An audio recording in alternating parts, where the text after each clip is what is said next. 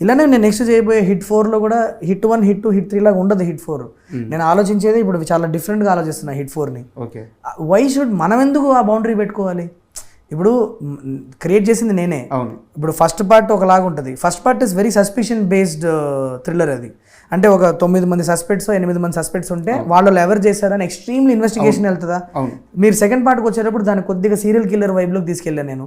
దాంట్లో మీకు కొద్దిగా లార్జర్ దాన్ లైఫ్ నేచర్ ఉంటుంది. ఫైట్స్ కొద్దిగా లోపలికి వచ్చినాయి, ఇన్వెస్టిగేషన్ డీటెయిల్స్ వేరేలాగా ఉంటాయి, కొద్దిగా లార్జర్ దాన్ లైఫ్ ఇన్వెస్టిగేషన్ ఉంటుంది. థర్డ్ కేసుకి వచ్చేటప్పుడు వేరే మూడు పడుకుంటాను. ఫోర్త్ కేసుకి వెళ్ళేటప్పుడు కంప్లీట్లీ డిఫరెంట్ వెళ్దాం అనుకుంటున్నాను నేను లిమిట్ అవ్వాలని అనుకోవట్లే యూనివర్స్ లోపల.